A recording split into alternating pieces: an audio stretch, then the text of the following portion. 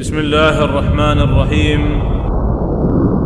موقع قبيلة الدواسر الرسمي يقدم الحفل الثاني لموقع قبيلة الدواسر الرسمي تحت رعاية فخذ الغرر. يريد المجد يرث له فعايل، مثل ما قال القريفة في لحونه، مثل ما قال القريفة في لحونه. بالحلال عند لقوة الدبايل، كل ما جاله مجال يمدحونه، كل ما جاله مجال يمدحونه. ندري ان المال هو العمر زايل، والفعايل بالتوالي يذكرونه، والفعايل بالتوالي يذكرونه. غير هذا واجد فلا الجمايل، يدركون الطيب ناس يفعلونه، يدركون الطيب ناس يفعلونه. للدواسر قصة ما له مثايل، الخوي موتره جو ينقلونه، الخوي موتره جو ينقلونه. للدواسر قصة ما له مثايل، الخوي موتره جو ينقلونه، الخوي موتره جو ينقلونه. ذا وهم في خوف من شر القبايل، وطائرات في سماهم ينظرونه، وطائرات في سماهم ينظرونه.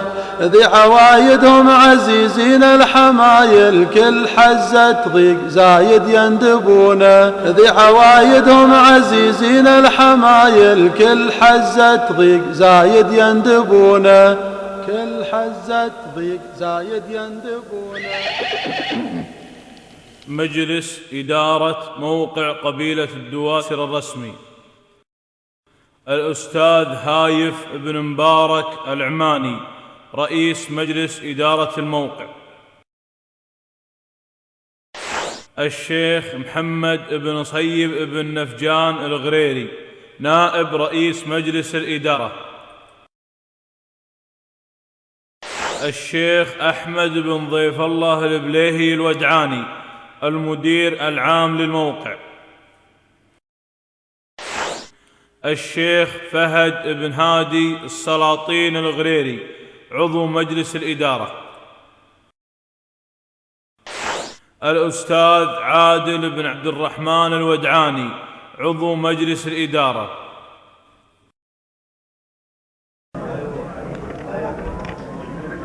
سلام الله سلام فيه من ريح النفل والشيح، تعطل ليلة الحفل الكريم وتنعش رياحه. أيها الحفل الكريم، السلام عليكم ورحمة الله وبركاته.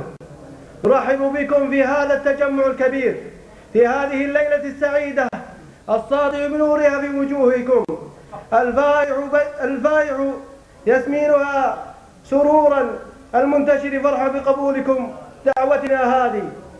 أيها الإخوة، نرحب بكم في هذا التجمع الذي نحن وإياكم ضيوف على هذا التجمع، بل أهلا له، فمرحبا بكم جميعا وأهلا على الرحب والسعة. أيها الحفل الكريم، أول ما نبدي في حفلنا هذا آيات عطرة يتلوها على ما سامعكم الأستاذ عبد الهادي بن سعد الغريري. بسم الله. السلام عليكم. أعوذ بالله من الشيطان الرجيم. يا أيها الذين آمنوا اتقوا الله حق تقاته ولا تموتن إلا وأنتم مسلمون، واعتصموا بحبل الله جميعا ولا تفرقوا، واذكروا نعمة الله عليكم إذ كنتم أعداء فألف بين قلوبكم فأصبحتم بنعمته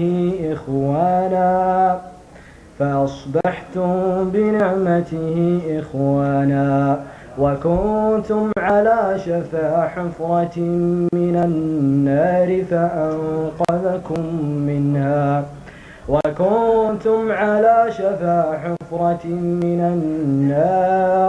فأنقذكم منها، كذلك يبين الله لكم آياته لعلكم تهتدون ولتكن منكم أمة يدعون إلى الخير ويأمرون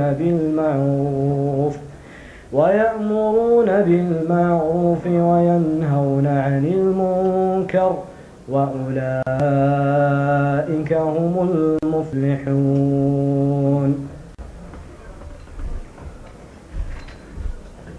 حفلنا الكريم لرعاة هذا الحفل ومن تكفل بمساهمة في جمع أبناء القبيلة كلمة بهذه المناسبة يلقيها الشيخ محمد بن سعد بن نفجان، فليتفضل.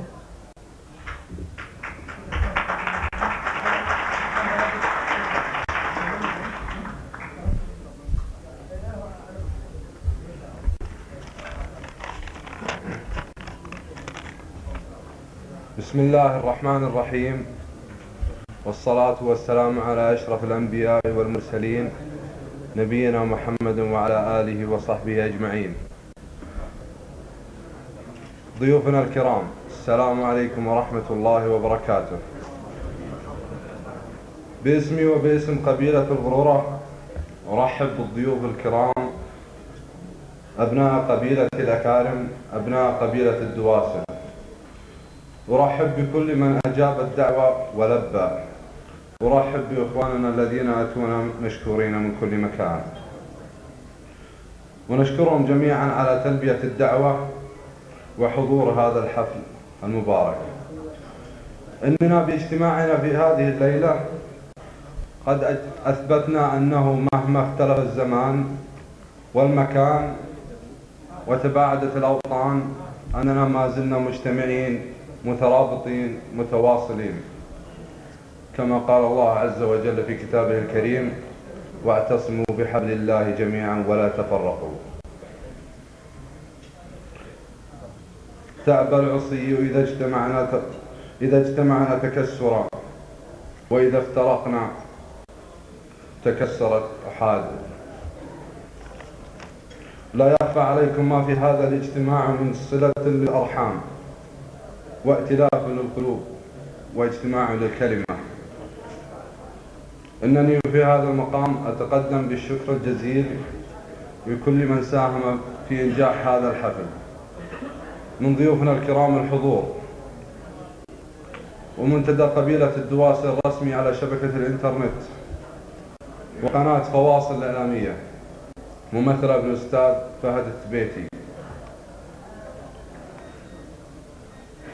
جزاه الله مشكورا على ما قدم. والشكر موصل أيضا لصحيفة زوايا الشعبية الممثلة في الأستاذ سعد بن فهيد آل بريك. وفي الختام، والله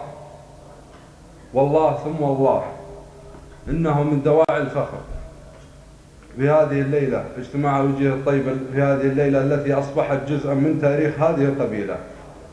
السلام عليكم ورحمة الله وبركاته.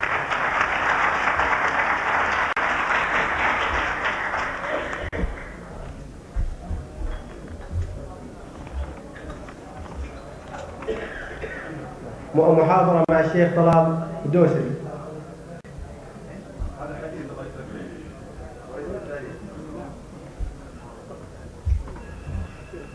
وصلى الله على نبينا محمد وعلى آله وصحبه أجمعين.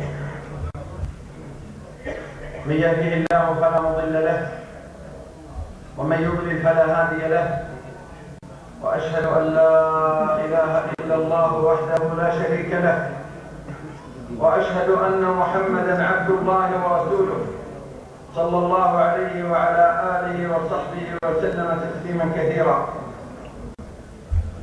اللهم إنا نعوذ بك من قلب لا يخشع، اللهم إنا نعوذ بك من علم لا ينفع، اللهم إنا نعوذ بك من عين لا تدمع، اللهم إنا نعوذ بك من دعوة لا تستجاب. أحبتي في الله، أسأل الله جلت قدرته في هذه الليلة المباركة أن كما جمعنا وإياكم على طاعته أن يجمعنا وإياكم ووالدينا في دار كرامته، وأن يجعلنا وإياكم ممن يستمعون القول فيتبعون أحسنه. كما سمعنا وسمعتم قول الحق تبارك وتعالى: واعتصموا بحبل الله جميعا ولا تفرقوا. نعم أيها الأحبة، لقد كنا بلا رسالة ولا هدف قبل الإسلام حتى بعث عليه الصلاة والسلام، فجاء بلال الحبشة وسلمان فارس وصهيب الروم، كلهم يقولون لا إله إلا الله محمد رسول الله. لو أنفقت ما في الأرض جميعا ما ألفت بين قلوبهم، ولكن الله ألف بينهم. ومن هذا المنطلق نجتمع هذه الليلة ولإحياء أيها الإخوة قوة الاعتصام بالله، ومن ثم استجابة لنداء الحق تبارك وتعالى، وهو يأمرنا أن نعتصم وأن يقوي بعضنا بعضا. وهذا لا يكون إلا بالدين يسمو المرء للعلياء وينال ما يرجو من النعماء. الدين نور والضلالة ظلمة شتان بين النور والظلماء. إني لا أغبط في هذا المقام إلا من قام على مثل هذه الاجتماعات المباركة. إنها من أعظم السنن التي كادت أن تندثر لولا أن الله قيض لها أمثال القائمين هذه الليلة على هذا الاجتماع، فهم يحيون أيها الإخوة الإيمانيات ممثلة بصلة الرحم والتعارف. قال سبحانه وتعالى: والذين يصلون ما أمر الله به أن يوصل. إننا يوم أن نجتمع كقبيلة واحدة مقصدنا رضوان الله، وأن يكحل بعضنا بعضا برؤية أخيه. إن هذا أيها الإخوة لدحر للشيطان الذي يفرح أن يفرق بين الأخ وأخيه والزوج وزوجته. وأنا وأنتم قد أكرمنا الله من كل حدب وصوب. لقد جاء أبناء القبيلة من كل مكان فرحين مسرورين مستبشرين يوم أن سمعوا أن إخوانهم قد اجتمعوا على رضوان الله جل وعلا ومحبة الله. ليس هناك دنيا نقتسمها ولا حسنوات هذه الليلة نتزوجها، وإنما مقصد الاجتماع أن تتقوى هذه اللحمة والقرابة، وهي قوية ولو تباعدت الأماكن، ولكن ما أجملها عندما تلتقي الوجوه والقلوب على مرضاة الله. جعلنا الله وإياكم ممن يلتقي هناك في جنات ونهر. يقول صلى الله عليه وسلم: إن لله عبادا ليسوا بأنبياء ولا شهداء، يغبطهم الأنبياء والشهداء بمكانهم عند الله تعالى. قال الصحابة: من هم يا رسول الله؟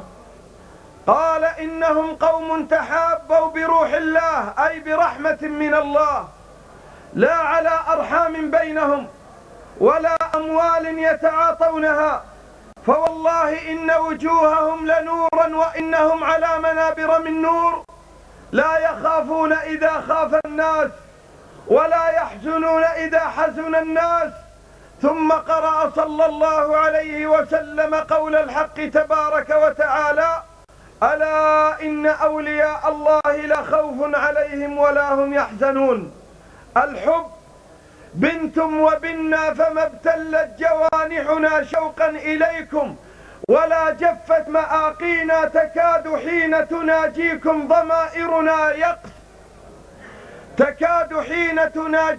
ضمائرنا يقضي علينا الأسى، لولا تآسينا إن كان قد عز في الدنيا اللقاء، ففي إن كان قد عز في الدنيا اللقاء ففي مواطن الحشر نلقاكم ويكفينا.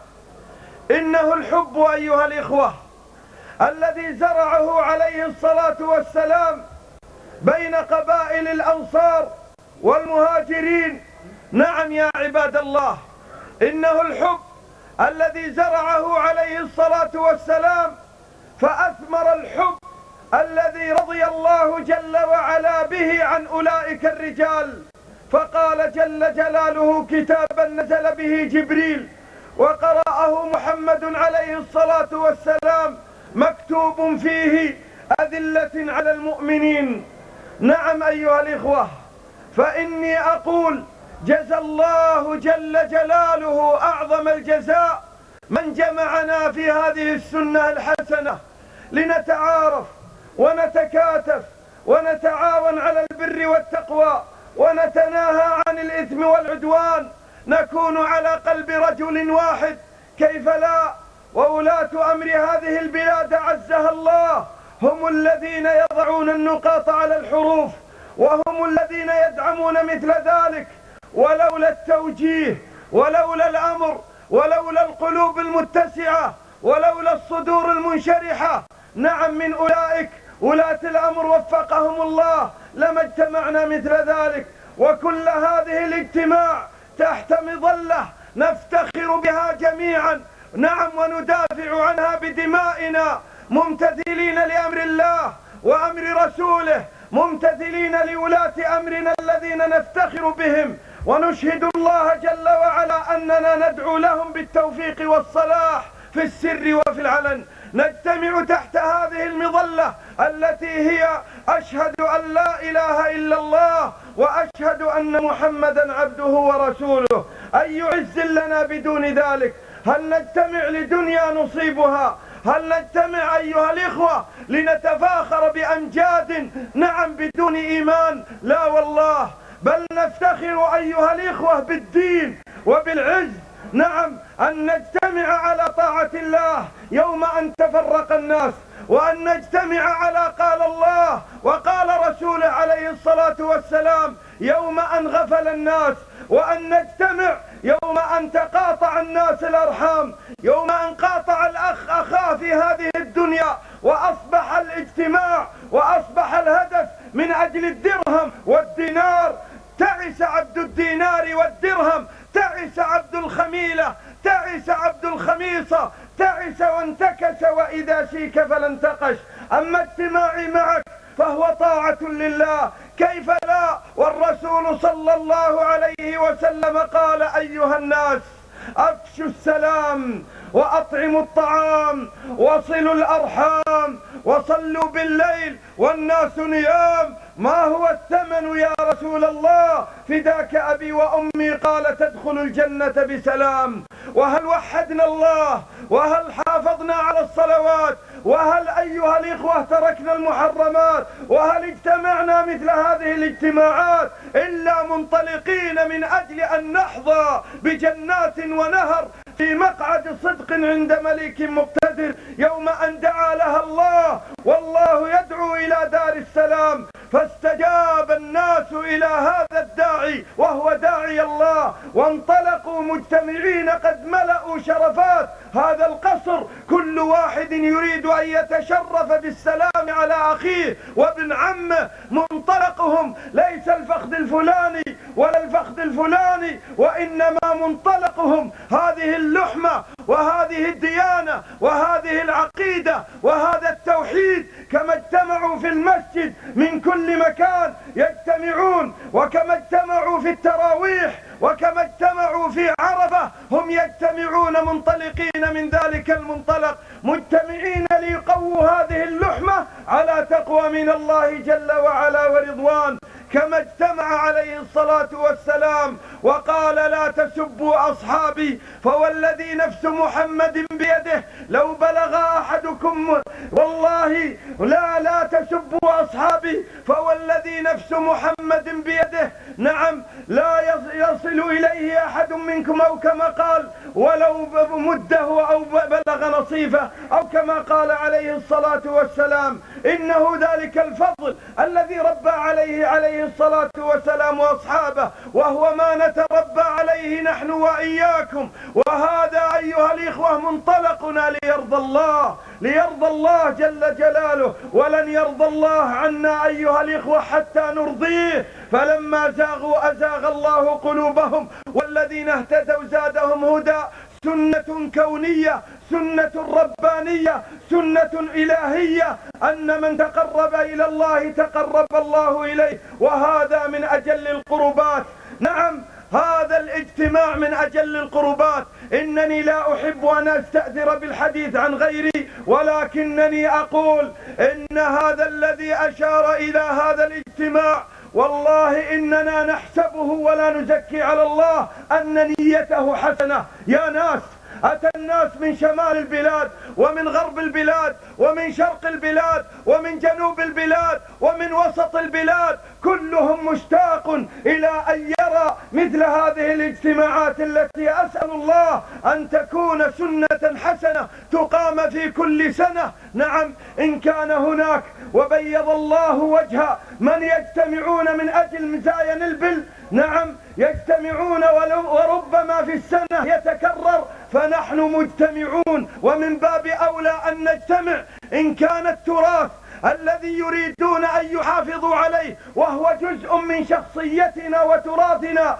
نعم، ونحتفل به ونعتز به، كما يقول الناظم: البل تراها العز وهي السفاير وهي النواميس القديمة لها، فنحن أيضا ننطلق من هذا المنطلق، ومن باب أولى أن نجتمع ونعتبر هذا اليوم الذي نجتمع فيه هو يوم الزينة لنا، يوم الإيمان، يوم المراجعات، يوم المحاسبات. نعم، كل منا يحاسب نفسه، هل هو ممن يزور أرحامه؟ هل هو ممن يخاف الله؟ هل هو ممن يراقب الله؟ أسأل الله أن يسعدنا وإياكم في الدنيا والأخرى، وأن كما جمعنا في قصر بناه البشر أن يجمعنا وإياكم في قصور بناها رب البشر، في جنات ونهر، في مقعد صدق عند مليك مقتدر. يا لابتي يا صلب جدي من دون الأقصى والجريب، لا من صفا جالي وجاله ما همني منه حريب. متى تصفي أيها الإخوة القلوب؟ لا تصفو والله إلا بهذه الاجتماعات التي تقربنا من بعض ونكحل عيوننا ببعض ونحب بعض. فأشهد الله جل وعلا أننا نحبكم، ونسأل الله بهذا الحب أن يجمعنا وإياكم في دار كرامته تحت ظل عرشه يوم لا ظل ظله، يوم لا ظل إلا ظله. اللهم اجعل هذه الساعة ساعة رحمة، اللهم ألف قلوبنا على التقوى، اللهم احفظ ولاة أمرنا، اللهم احفظنا واحفظ والدينا من كان منهم حيا، وارحم من كان منهم ميتا، وارزقنا يا رب بره، وارزقنا رضاه عنا يا حي يا قيوم، وأصلح لنا أزواجنا وأولادنا. اللهم وأدم علينا نعمة الأمن والإيمان، واكفنا شر من به شر يا رب العالمين. وجزاكم الله خيرا على حسن استماعكم، وصلى الله على نبينا محمد وعلى آله وصحبه أجمعين، والسلام عليكم ورحمة الله وبركاته.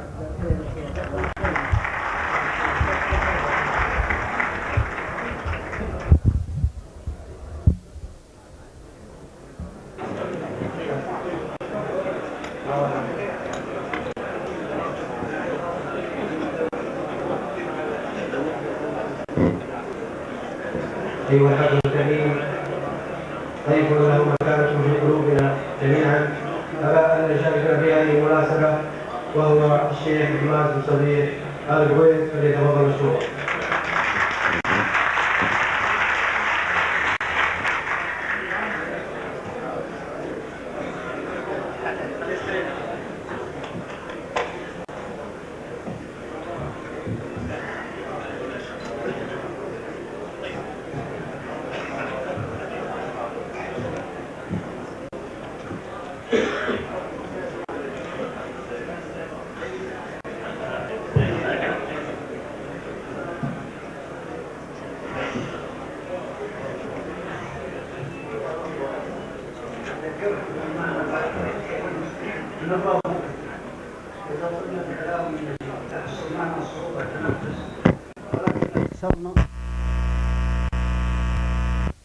من هاني نفتح المجال اللي عند الشيء من الإخوان بيقوله، والذي سبقانا أدوا ما فيه الكفاية ونالوا إن شاء الله رضا الجميع.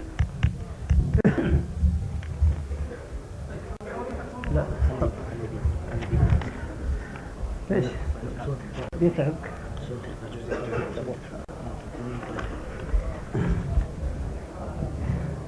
بسم الله والصلاة والسلام على رسول الله نبينا محمد صلى الله عليه وسلم.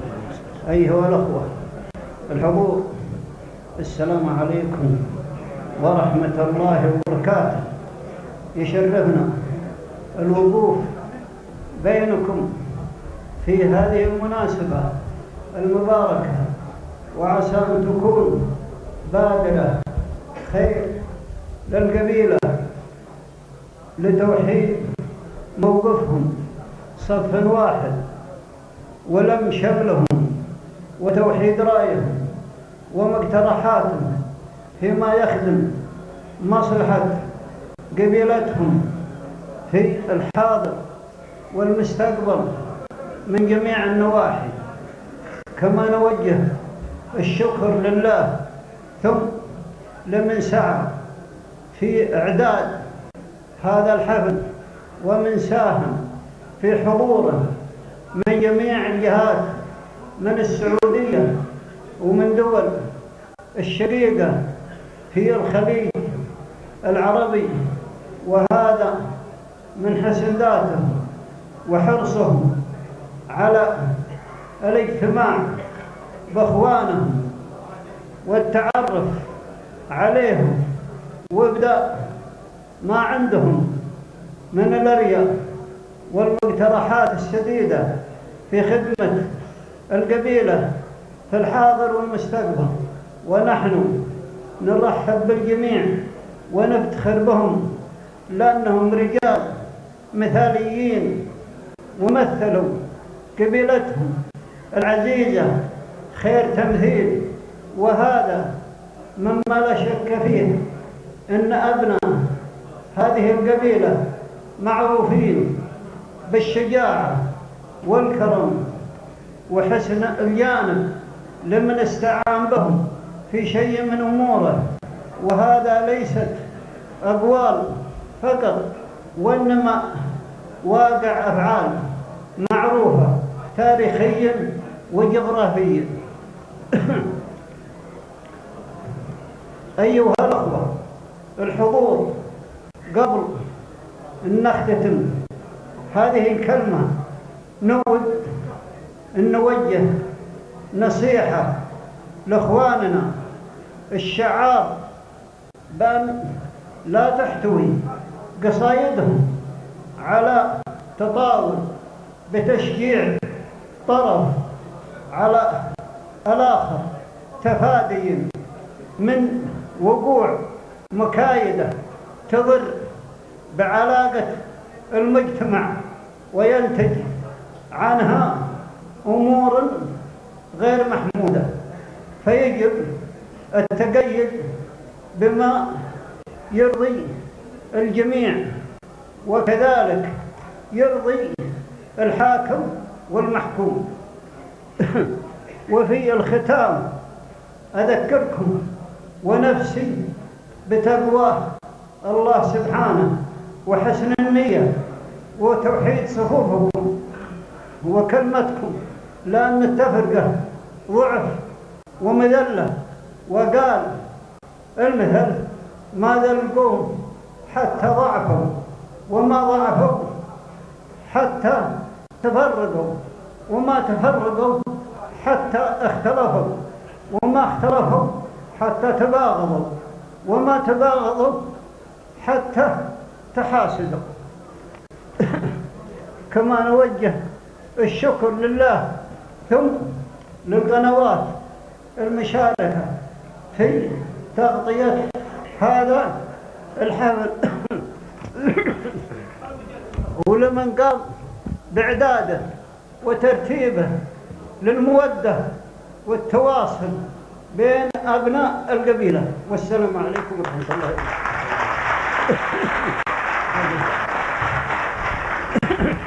وفي الحقيقة يا الأخوان يجب أن يطلق على كل حفل مثل هذا أنه يطلق عليه حفل التواد والتواصل بين أبناء القبيلة.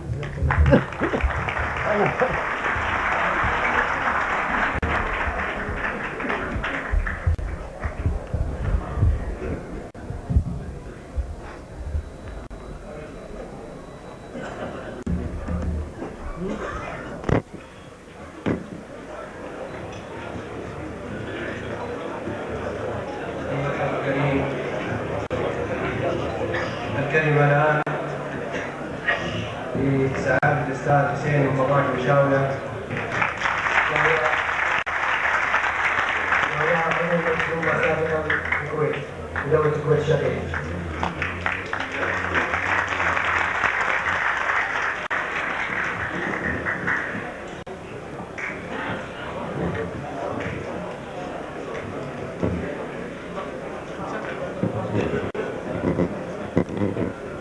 بسم الله الرحمن الرحيم. الحمد لله رب العالمين، والصلاة والسلام على أفضل الأنبياء والمرسلين سيدنا محمد وعلى آله وصحبه الطيبين الطاهرين أجمعين. أيها الأخوة الكرام، أحييكم بتحية الإسلام، السلام عليكم ورحمة الله وبركاته. يطيب لي ويسعدني أن أرفع خالص الشكر والتقدير للقائمين على هذا اللقاء السنوي لقبيلة الدواسر، وعلى هذه الدعوة الكريمة التي وصلت جميع أبناء القبيلة، وعلى هذا المنتدى الطيب، وعلى هذا الحضور والتواصل الناجح بكل المقاييس، وعلى هذا التواصل الناجح بكل المقاييس بين أبناء القبيلة للتعارف والتباحث وللتشاور في شؤون القبيلة. وشأن هذه القبيلة شأن أي قبيلة تريد أن تكون عنصر فاعلا في هذا المجتمع الطيب. وأن هذه اللقاءات المباركة في هذه الليلة المباركة بإذن الله عز وجل إنما تجسد روح المحبة والقوة وتوحيد المواقف في الجميع. وبفضل الله عز وجل نعيش إخوان متحابين على بقاع هذه الأرض الطيبة في بلداننا متمسكين بعقيدتنا السمحاء، وتحت ظل قيادات نفتخر بها جميعا في جميع مجلس التعاون الخليجي، يبذلون الكثير من أجل استقرار المعيشة والاستقرار المنطقة لمتقلبات لا تخفى على حضاراتكم. ونتمنى حقيقة أن كل منتدى وكل ملتقى في خاصة في هذه الأيام أن نعايش الأوضاع للدول المجاورة لنا، ونشكر الله عز وجل على هذه النعمة الدائمة، وعلى هذا التواصل، وعلى هذا التعاضد. بفضل الله عز وجل سيدفع للجميع بإذن الله عز وجل لاستقرار هذه المنطقة. وحقيقة الأمر لا أريد أن أطيل عليكم، فحقيقة يشرفني ويسعدني أن أدعيكم في بلدكم الثاني في دولة الكويت، ونقولكم يا مرحبا وألف سهلة بإذن الله عز وجل بعد سنة من هذا اليوم. ونكون حقيقة شاكرين ونكرر شكرنا وتقديرا لأصحاب الدعوة اللي أتاحوا لنا هذه الفرصة أن نلتقي بهذه الوجوه الطيبة. والسلام عليكم ورحمة الله وبركاته.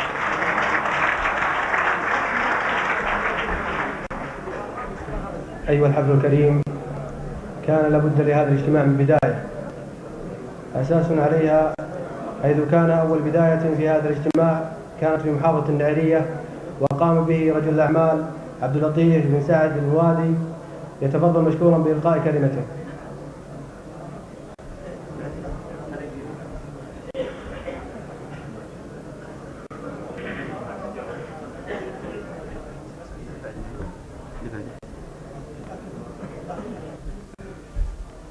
إنه ليسعدني أن أقف أمام منبركم الموقر وألقي كلمتي كما ألقيتها في المخيم. الربيع الأول لقبيلة الدواسر في 10 من محرم لعام 1427 هجري، الموافق 11 من فبراير 2006 ميلادي، في منطقة أبو حدرية، والذي أشرف عليه أبناء عمومتكم الوداعين. ها أنتم يا أبناء عمي أقمتم الحفل الثاني على مستوى راقم ورفيع يليق بقبيلة الدواسر، كما أتمنى من الله ثم منكم الاستمرار في مثل هذا الحدث كي يتم التعارف والترابط بين أبناء القبيلة في كل مكان من مملكتنا الحبيبة وأبناء العم من دول مجلس التعاون، كما أحثكم ونفسي على التواصل المستمر بيننا وصلة الرحم كما حثنا عليه نبينا محمد عليه الصلاة والسلام، والظهور على أحسن مظهر عند ولاة أمورنا الكرام حفظهم الله وأعزهم، والاستفادة من هذا الجمع لأمور القبيلة في كل المجالات. وعلى سبيل المثال البحث عن أطفال الدواسر الموهوبين للاهتمام بتوجيههم والعناية بهم ومساعدة أسرهم إذا يحتاجون المساعدة، للارتقاء بهم إلى أعلى مراتب العلم والمكانة، لخدمة دينهم ووطنهم وقبيلتهم في أي مكان كان. ورجال الأعمال والتجار من الدواسر كثيرون بهم خير. وأخيرا أتقدم بجزيل الشكر لإخواني الغررة على جمع جميع رجال القبيلة، كما أشكر جميع الحضور على تلبية الدعوة والحرص على الحضور رغم مشقة الطريق ومعاناة السفر. وآخر دعوانا أن الحمد لله رب العالمين، والسلام عليكم ورحمة الله وبركاته.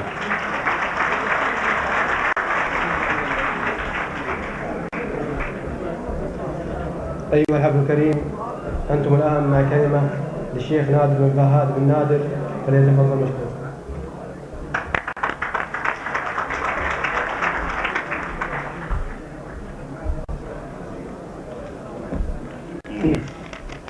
السلام عليكم. بسم الله الرحمن الرحيم. أصحاب السعادة، أخواني الأفاضل، أيها الحفل الكريم، السلام عليكم ورحمة الله وبركاته، والصلاة والسلام على أشرف الأنبياء والمرسلين.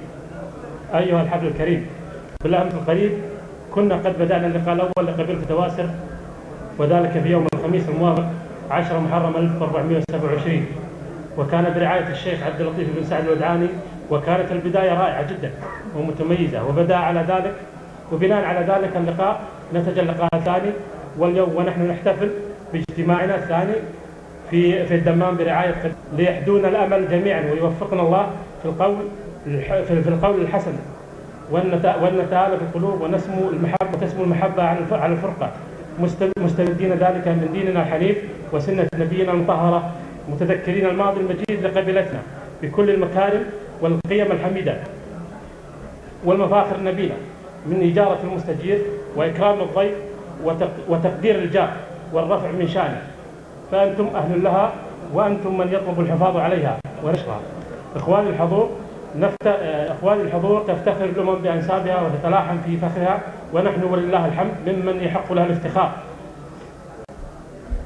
بالمجد الأزلي الذي أفني فيه أسلافنا سنين العمر لبنائه والمحافظة عليه، واليوم ونحن نجتمع في هذا المحفل المبارك لمن واجبنا أن نحث الخطى أولا في استمرار وفي المحافظة على المكاسب الموروثة وزيادتها بمحاسن الأعمال وعظائم المواقف، مثل دعم أبناء القبيلة في الارتقاء في سلم العلوم والمعارف، والمحافظة على ما اكتسبناه، والمحافظة على مكاسبنا الوطنية، ورفض العابثين بأمن واستقرار هذا الوطن الغالي الذي يجمعنا تحت مظلة التوحيد، متمسكين بولائنا لديننا الحنيف وولاة أمرنا حفظهم الله جميعا.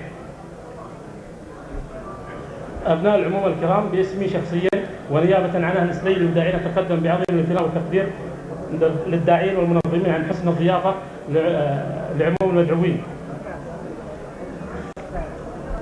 حفل الدواسر له علانة مطاليب، وأنا من الموجوب ماني بغايب، سلام يا ربعي رجال المواجيب، أقولها طربان والكيف طايب، باسمي وباسم أهل السليل أهل الطيب، نيابة عنهم شباب وشايب، شكل الحرار اللي يبروس المراقيب، ألا بن ودعان رجال الحرايب. معايا صندوق أمجادهم درع لهم من العذاريب، ومن طيبهم تكفي ثمان العجايب، وهل ثلاث من الشحم والمعاصي فازوا بها يوم المعيشة نهاي نموس هم في شك ولا ريب فضل من الله والمراجل وهاي. السلام عليكم ورحمة الله وبركاته.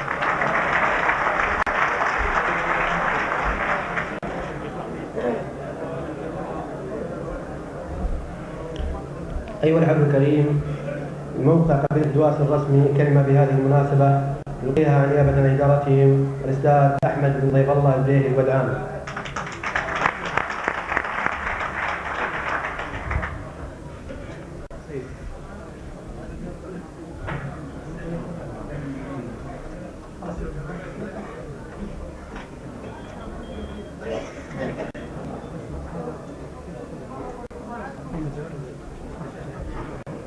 بسم الله الرحمن الرحيم. الحمد لله رب العالمين، وصلى الله وسلم وبارك على نبينا محمد وعلى آله وصحبه أجمعين، ثم ما بعد.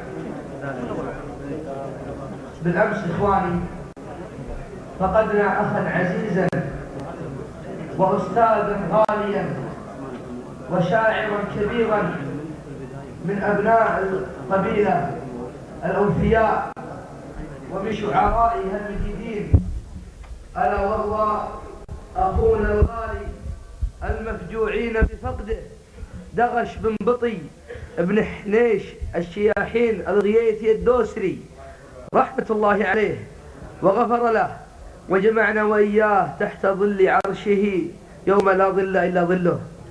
أحد مؤسسين موقع الدواسر الرسمي، والذي بذل الكثير من جهده ووقته وماله في سبيل رفعة الموقع الذي يمثل قبيلتنا الغالية، ولم يألو جهدا في خدمتها حتى وافته البلية رحمه الله يوم الثلاثاء الفائت إثر سكتة قلبية، ولا نجد ما نقوله إلا إن العين لتدمع وإن القلب ليحزن وإنا على فراقك يا أبا محمد لمحزونون، إنا لله وإنا إليه راجعون. قال الله تعالى: يا أيها الناس إنا خلقناكم من ذكر وأنثى وجعلناكم شعوبا وقبائل لتعارفوا إن أكرمكم عند الله أتقاكم.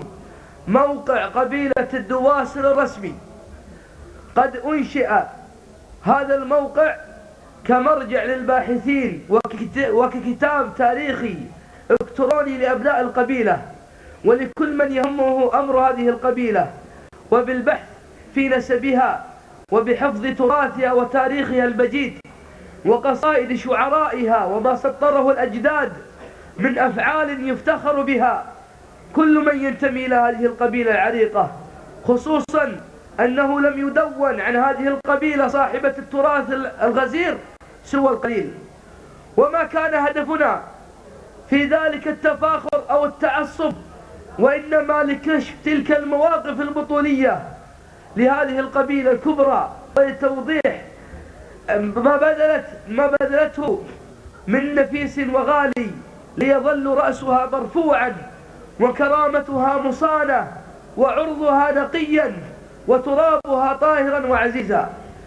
ومن الأهداف الرئيسية من إنشاء هذا الموقع هو لم شمل وتعارف والتآخي وصلة الرحم، كما قال النبي صلى الله عليه وآله وسلم: تعلموا من أنسابكم ما تصلوا به أرحامكم. كما كان الفضل لإخواننا المؤسسين لهذا الموقع، وعلى رأسهم الأستاذ هايف بن مبارك العماني الغيثي الدوسري،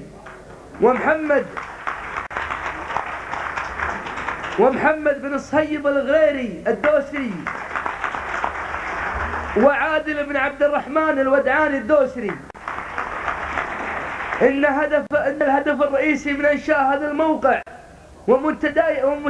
ومنتدياته هو إبراز تراث الآباء والأجداد الماضي، وجمع الكلمة والتآلف والمحبة بين أبناء القبيلة، وتعريف الشباب من أبناء القبيلة بتاريخ أجدادهم وأنسابهم، ومعرفة ما يجب عليهم من التواصل، وإقامة اللقاءات مع شخصيات القبيلة في جميع المجالات والعمل على توثيق اللقاءات التاريخية منها، ونقل أخبار القبيلة من أفراح ومناسبات، وتبادل المعلومات بين أبناء القبيلة بشكل سريع، والمساهمة في دعم مرشحي القبيلة سواء كان على الصعيد المجالس النيابية في الكويت أو البحرين أو قطر أو المملكة العربية السعودية، أو على صعيد المجالس البلدية، والمساهمة في نشر إعلانات القبيلة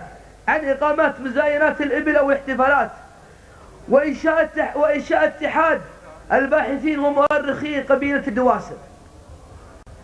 أما ما نصبو إليه في الأيام القادمة والتي نزف لكم بشرى بإذن الله هو إقامة قناة تلفزيونية تعتني بتاريخ قبيلة الدواسر والشعر وقصص ورواثها، كما أننا بإذن الله بصدد إخراج مجلة تخدم القبيلة في جميع المجالات، وتلفيق ما جمع في موقع القبيلة في كتاب يراعي على جمع المعلومات التي جمعت في الموقع، بحيث يقوم هذا العمل مجموعة من المهتمين ومن المتخصصين. كذلك الاستعانة بالميسورين من شيوخ وجهاء القبيلة لكي يتم ما نريد من ترتيب لهذا العمل. تخصيص ريع هذا الكتاب الذي سوف يصدر إن شاء الله جل وعلا لصالح موقع قبيلة الدواسر.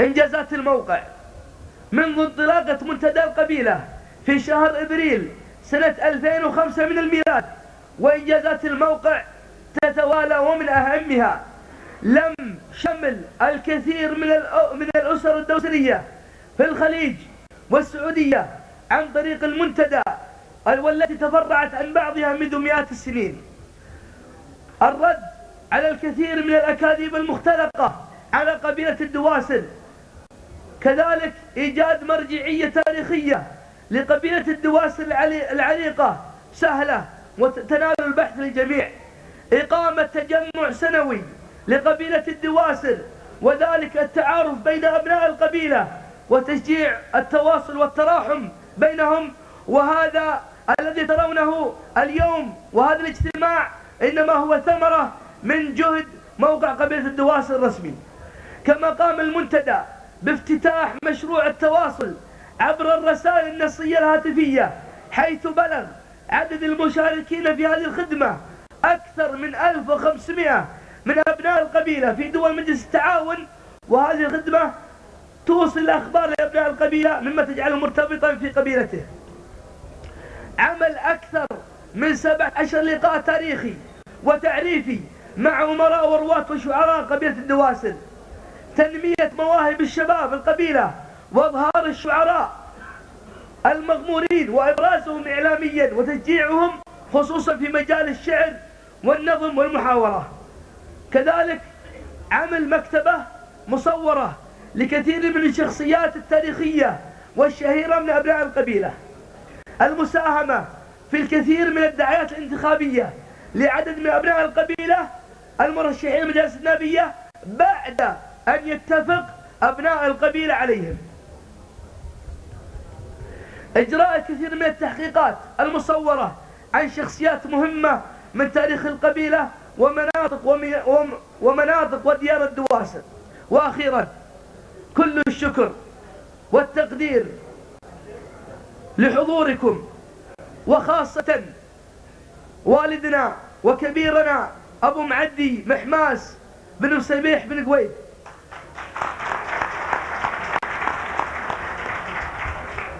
كما نشكركم على تأييد الأنشطة لموقع الدواسر والمساهمة في نشرها. والشكر موصول لأخونا الدكتور بادي بن حسيان الرجباني على بادرته بالتبرع لموقع القبيلة ب6,000 ريال، وكذلك ابن عمنا الأخ حسين براك المشاوية، حيث تبرع ب12,000 ريال سنويا. وكذلك الأخ الدكتور جلوي جميع المسعري ب6,000 دينار. وباب التبرع مفتوح للجميع، فجزاكم الله خيرا وبارك الله فيكم، واعتذر عن طول الكلمة، والسلام عليكم ورحمة الله وبركاته.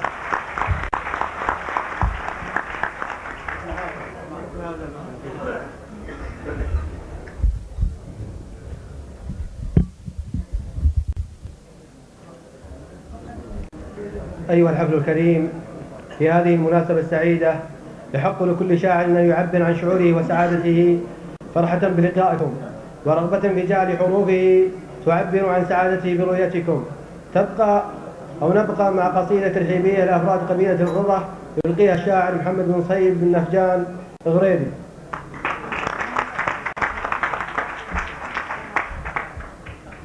السلام عليكم ورحمة الله وبركاته.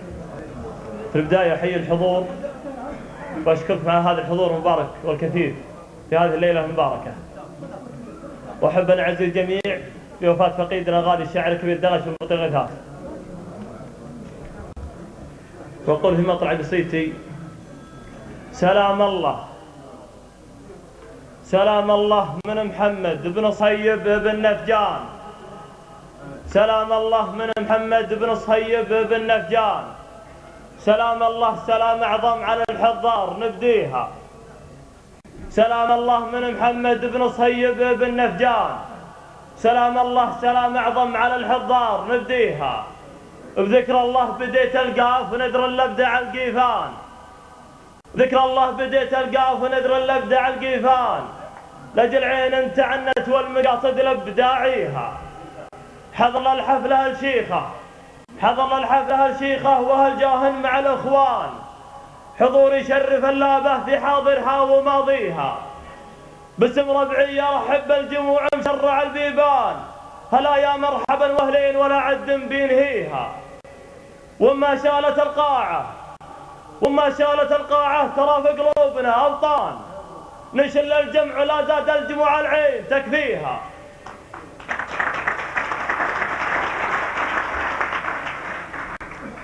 وما شالت القاعة ترى في قلوبنا أوطان، نشل الجمع لا زاد الجموع العين تكفيها. وانا والله في عيني اشوف ان الحفل مليان، بني عمي واخواني وضيوف الله يحييها.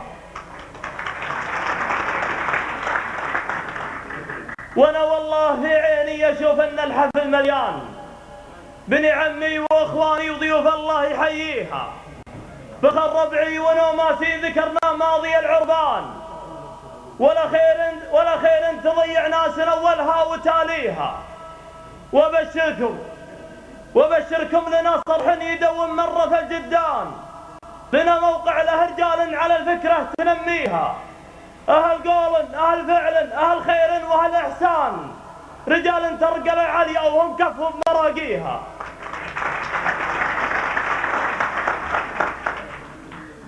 ولا يربوعنا تكفون، نبي حفل يدوم أزمان، ونبي الله على سلطان الرحم دايم يوصيها. حفل عزو مع الزولاه باللي يشترى بثمان، ولا بجمع الكنوز ولا نجمع كنوز الأرض ما تشبع لشاريها. وترى رجل بلا 40 كما طير بلا جنحان، ترى رجل بلا 40 كما طير بلا جنحان، ترى لابه بلا مير كثيرات بلاويها. وتفطن الفطين اللي فطن معنا على العنوان، حفل لابه تعز الجمع ولا يمكن توطيها. يفرح بنا الصاحب ونقر فلق العدوان، شديدين على الشدات وسمحين الغاليها. تثور نفوس فالهيجة كما ثورت حد البركان، مداغيش الرجال اللي يعتزى كل بعزاويها. تثور نفوس فالهيجة كما ثورت حد البركان، مداغيش الرجال اللي يعتزى كل بعزاويها. ذهول المرضعة من فعلهم وتشيب الولدان، ذول الدواسر والهنادي في يمانيها. ذهول المرضعة من فعلهم ويشيب الولدان، مناعير انها الحد بالصقايل في يمانيها، مزبن تنجلة ويبيح لو كاين من كان، واسم العصا متفردة وتصم عصا راعيها.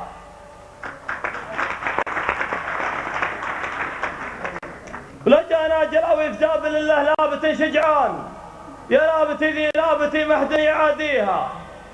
ولاني بناسي بشعري ثلاثة للفخر أركان، ولاني بناسي بشعري ثلاثة للفخر أركان، روس الفخر توجه الفخر ولا ماني بناسيها. ذاك ابن قويد عبد الله ومحمد بن درعان، وذاك ابن قويد عبد الله ومحمد بن درعان شيوخ ذكرهم طيب ونفوس الله ينجيها. ولاني بناسي الشاعر دغشوا مكرم الضيفان،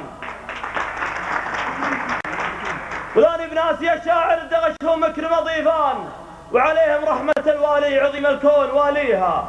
فاختامها صلوا على محمد نسل عدنان، رسول الله دليل امه ومهديها. سلامتكم.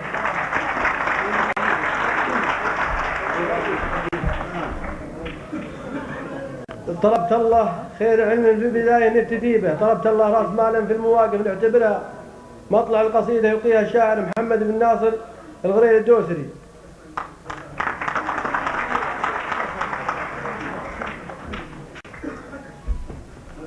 السلام عليكم ورحمة الله، مسيكم الله بالخير، مرحبا ومسهلا وذا الليل المباركة.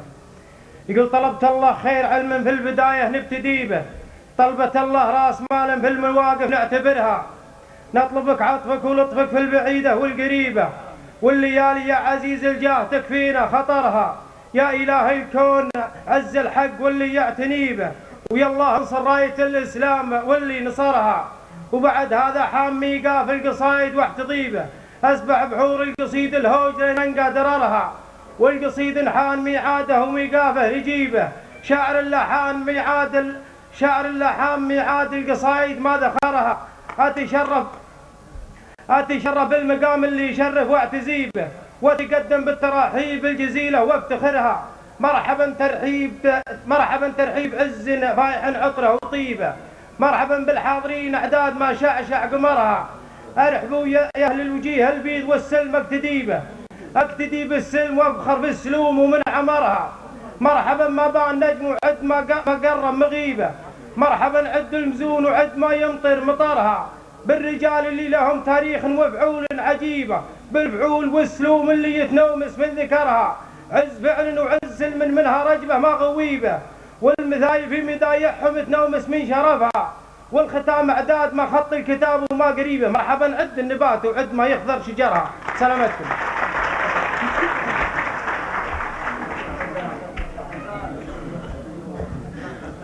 حفلنا الكريم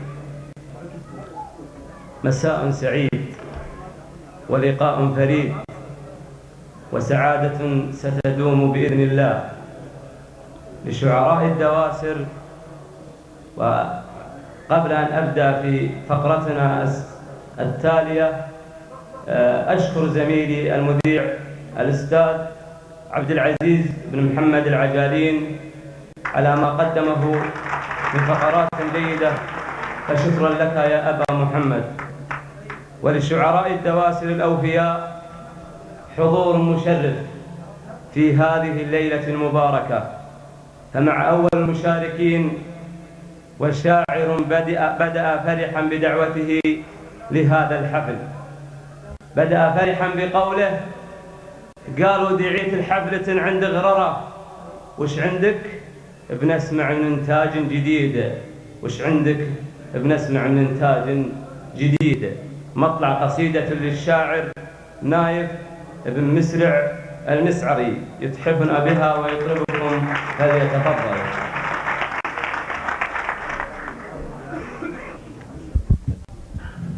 السلام عليكم ورحمة الله وبركاته. بيض الله وجه من دعانا وبيض الله وجه من شاركنا الحضور. الدعوة الحقيقة وصلتنا قبل أكثر من أسبوعين وما قصروا، بيض الله وجههم المعازيم. لكن أنا لعذر كشاعر، وفاة أبو محمد دغش بن بطي الله يتجاوز عنه ويغفر له ويرحمه ويجمعنا وياه في جنات النعيم والحاضرين. صراحة لخبطت أوراقنا كشعار، أنا واحد منهم اللي اعتذرت، لكن بإصرار الأخوان محمد بن صهيب الربع صرنا بين نارين، الفقيد الله يرحمه ولا الربع الغالي اللي لبي طلبهم. فتحضير القصايد ما كان بالمطلوب أكيد، لكن منكم العذر والسموحة. قالوا دعيت الحفلة عند غررة، وإيش عندك بنستمع من إنتاج جديد في ليلة ولها من العمر ثمرة، عساه جوسك من نوادرها تصيد. قلت البداية أشكر الله واذكره، الواحد الرحمن فاعل ما يريد. قلت البداية بشكر الله واذكره، الواحد الرحمن فاعل ما يريد. الواحد اللي نعبده ولم نره، الله يجملنا من ميقاف سديد. الواحد اللي نعبده ولم نره، الله يجملنا من ميقاف سديد. سلام يا أهل الحفل من قلب شره، على غياب انغاب، على قصيد انغاب في يوم القصيد. وسلام للي ساق رجله واحضره في ليلة سنها من الأيام عيد. سلام يا أهل الحفل من قلب شره، على قصيد غاب في يوم القصيد. وسلام للي ساق رجله واحضره في ليلة سنها من الأيام عيد. واللي قرا في خافي الفكر اعذره، إن كان عجز اليوم عن نظم القصيد. موت الدغش أسوأ من الناس عشرة، أنا أشهد إنه فاجعة وإنه فقيد.